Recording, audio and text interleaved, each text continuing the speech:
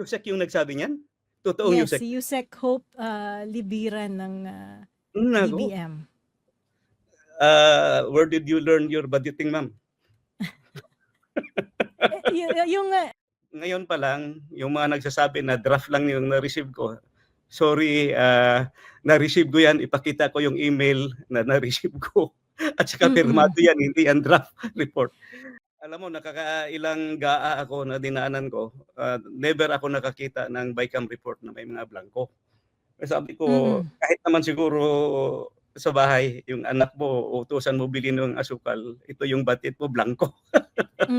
Kung Sid, paki-explain po, gaano kahalaga itong committee BICAM report? At ano yung relasyon nito dun sa GAA na pinirmahan ng presidente?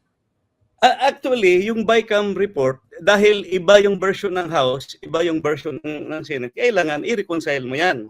At saka yung reconciled figure mo, yung final na lumabas na BICAM report, page by page, item by item, line by line, yun ang lalabas dapat sa GAA. So ang question ngayon, bakit may figures lumabas sa GAA? Kung Sid, ano yung masasabi nyo, yung sinasabi na draft lang naman daw tong ipinapakita nyo? Draft committee report. Hindi daw to yung final committee report ng BICAM. Narinig ko yan, pero sabi ko, huwag na kayong magparusot. Nahuli na kayo. Paano siyang naging draft? Pirmado na siya. It can never be a draft because pirmado. At saka, you presented that to us, although I was absent, that I was here in Davao, I saw the BICAM, you presented that before the ratification. That means that was, you asked the votes of the congressmen and the senators to ratify. So, imposible maging draft yan. So, yung bill po ba na ito ay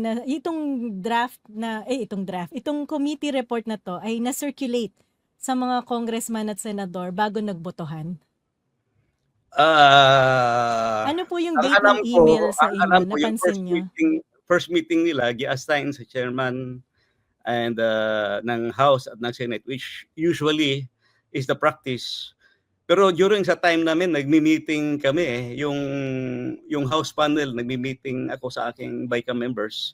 Yung Senate panel, nagmi-meeting din yun sila sa kanila. So we compare notes. Then pagdating sa last day, supposedly pirmahan na lang, no? Titingnan doon. So I think that's what happened. Pag-approve, pirma agad. Kaya lang, hindi nga titingnan isa-isa or whoever is in charge here should have made sure na puno, kompleto. Hindi mo sabihin. Anong reaction mo dito? Anong reaction mo dito, Kong Sid? Kasi ito yung statement ni Yusek Hope. Ano nga ba yung pangalan ng DBM? To further clarify, the BICAM report is not the bill. And we understand that due to numerous details involved, it has been the practice of the BICAM committee to leave certain items blank in their report when they refer to sections of the GAB that they did not or they do not intend to alter or amend. Pero kung hindi na inalter or amend, hindi na yun kasama dun sa committee report? The committee to leave certain items blank. In my time, at saka wala akong maalala na may iniwan kaming blank. Maghanap nga kayo ng mga old BICAM report, ipakita nyo yan. Because that will really make the budget illegal and unconstitutional. At saka, I understand, you pass an omnibus motion to allow the technical staff to make corrections only on grammatical printing errors. You allow the staff to make changes that doesn't change the meaning. Kung palit yan ng figures, nako, hindi pwede. So kasi, halimbawa, itong committee report na to ang magiging basihan sa pagbuo ng third version na bill, yung GAB, no? 3. General, GAA na talaga, GAA. Kasi, GAA, General Appropriations Act na kasi final na pala eh. House, tama. Yes. So ito na yung last. At hindi po yung pwedeng baguhin ng House at Senate. A-approve na lang nila kasi kung babaguhin uli yan ng House or ng Senate, babalik na naman uli dapat sa BICAM kasi dapat parehas na nga po eh. Dahil At na-reconcile saka na sa may BICAM, 'di proseso ba? pa, Cielo, may proseso pa. After ma-approve ng Bicameral Conference Committee, babalik ka sa plenary.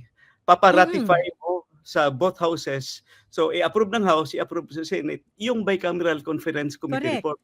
So, So, hindi sila puwedeng mag-ratify ng magkaibang dokumento. Kaya ang the same. pagbabasihan nila Yes, ay oo. yung pinroduce ng bicameral committee report, 'di ba? So, ngayon 'pag pinasa na 'yan, na-ratify na ng House at Senate, 'yan na yung nagiging GAA at 'yan yung pinapirmahan sa presidente. Yes, yung Bicam Committee report na yan ang maging basis ng enrolled bill, yung final na bill na Mm, pipirmahan ng Speaker, ng Senate President, then pipirmahan ng Presidente.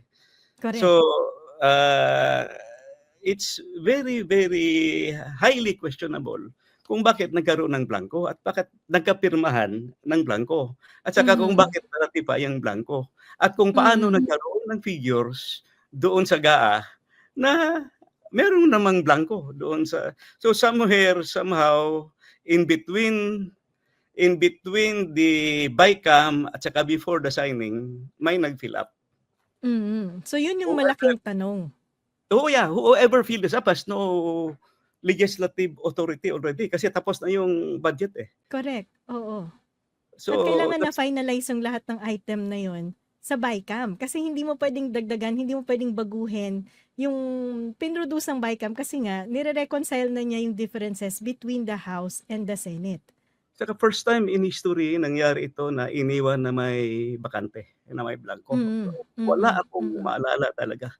That's why very important yung basic knowledge on budgeting talaga sa mga BICAM members, lalo na yung chairman.